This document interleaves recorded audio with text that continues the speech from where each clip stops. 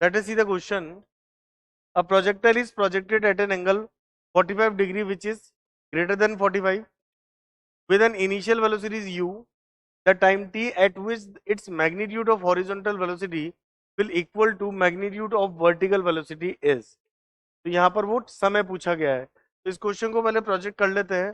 Projectile is projected at an angle alpha which is greater than 45 degree with the initial velocity u. The time t at which the magnitude of the horizontal velocity equal to the magnitude of the vertical velocity.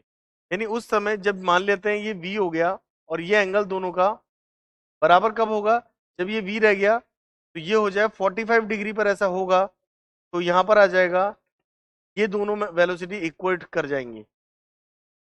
ठीक है, वो time पूछा गया किस समय ऐसा होगा. ठीक है, तो यहां पर हम लगा सकते हैं कॉन्सेप्ट.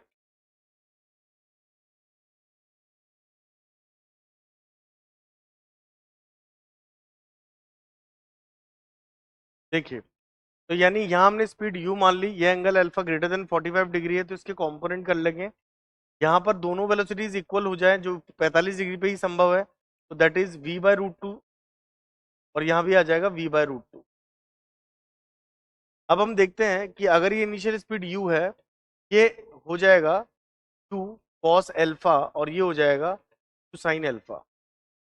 ठीक है, अब क्योंकि हॉरिजॉन्टल वेलोसिटी चेंज होती रही है, तो u cos अल्फा किसके बराबर हो जाएगा, v/√2 के.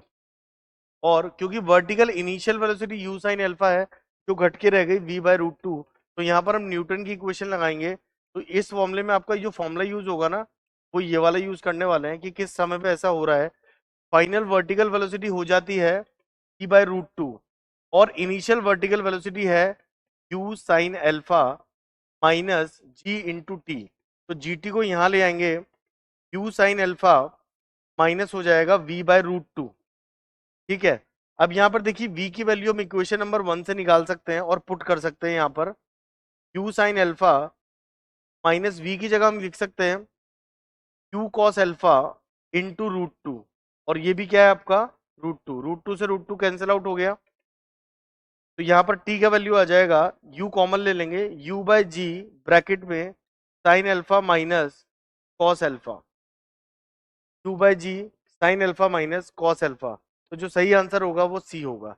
तो यहाँ पर जो हिंट थी इस क्वेश्चन में यही थी कि दोनों वेलोसिटीज बराबर जब ही होंगी जब एक्चुअली ये बिल्कुल 45 डिग्री पर हॉरिजॉन्टल से हो प्रोजेक्टाइल, तभी संभव है.